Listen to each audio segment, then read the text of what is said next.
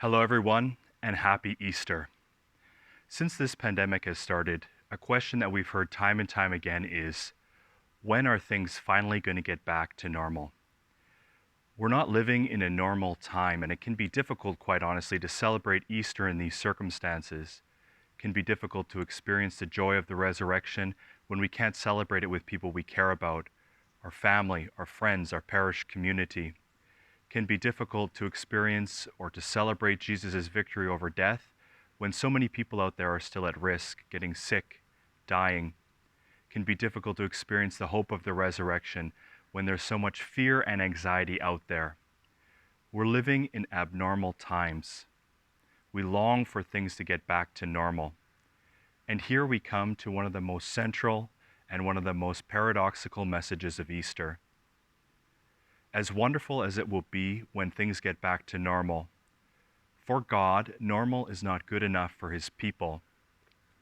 When Jesus Christ rose from the dead, normal was left behind forever. At the resurrection, Jesus Christ inaugurated a new world, a new creation. Things have been transformed forever. In each of the gospel accounts of Jesus' resurrection, we're given some different details that are quite important to pay attention to. This year, we're encouraged to contemplate Matthew's resurrection account, and in Matthew's resurrection account, we find a detail that isn't found in any other Gospels. This detail is that of the earthquakes. In Matthew's Gospel, there is an earthquake when Jesus dies, and there is an earthquake again when Jesus rises from the dead. This is significant. Now, during his entire ministry and mission, Jesus is talking about how he's going to bring about a new kingdom, a new world, a new age, a new world founded on justice, love, and peace.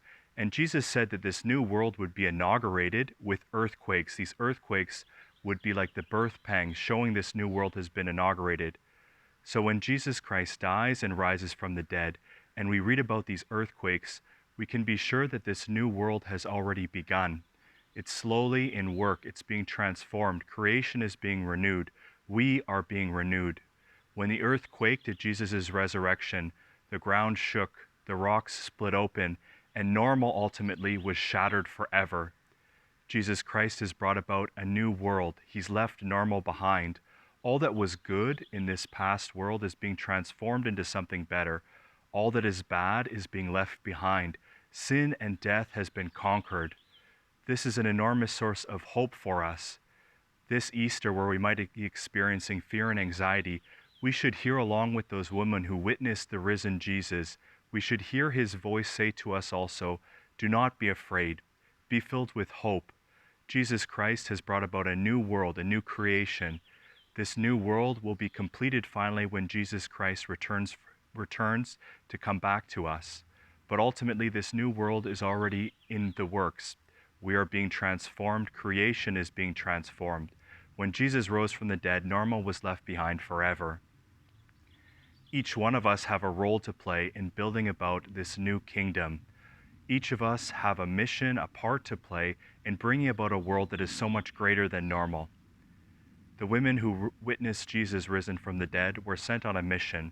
They were sent to proclaim the resurrection to Jesus' followers. We, the church, are supposed to continue this mission, to proclaim that Jesus has risen from the dead, but also we're sent out to build up this kingdom of God, this new world that Jesus has brought about, a world that's more just, loving, and peaceful. The words from Pope Francis's Orbi et Orbi blessing, his blessing to the city of Rome and to the world, are still kind of ringing in my ears. And those words that really struck me for his blessing are these. Pope Francis reminded us and challenged us at this blessing that this pandemic is not a time of God's judgment. It's a time for us to make judgments, a time for us to contemplate and focus on what is most important in life, a time for us to change our behavior, to act in a way so that we can build up God's new world. It's a time for us really to learn and make decisions. So what are we learning during this time of the pandemic? I'd like to just share two things with you, two thoughts. The first is that I think we are learning about the importance of communion, of community. During this time of social isolation, each of us feel the pain of being separated from people we care about, family and friends. And eventually this social isolation will be completed. But during this time of the pandemic, perhaps we're having an opportunity to experience in some way the pain and suffering that some people in our world experience always. People who always feel marginalized, always feel isolated, always feel lonely and left aside.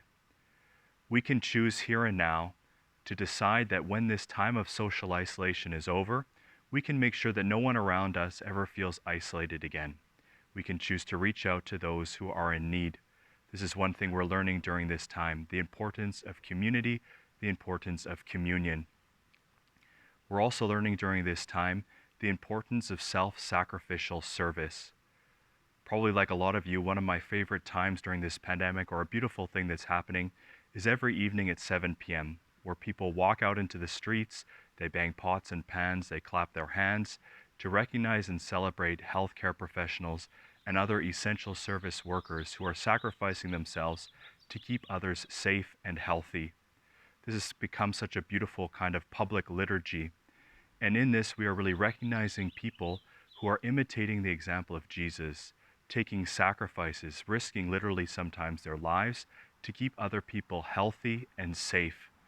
During this time of the pandemic, we can choose already here and now to act in a similar way, to sacrifice ourselves for other people in big ways and in small. Each of us is given a mission, a way we can participate in building up this new world that Jesus has inaugurated, a way we can build a world that is even greater than normal. When then will things return to normal? We can't be sure when things will get back to the way they were before the pandemic.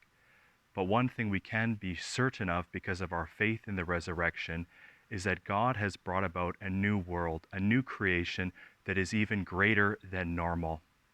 We can also be certain that each of us, the baptized, have a role to play in this mission of creating a new world. Today, perhaps this Easter, we can ask ourselves this question: what role will I play? How will I contribute to bringing about this new world that the resurrection has inaugurated? How can I create a world that is even greater than normal? God bless you and take care.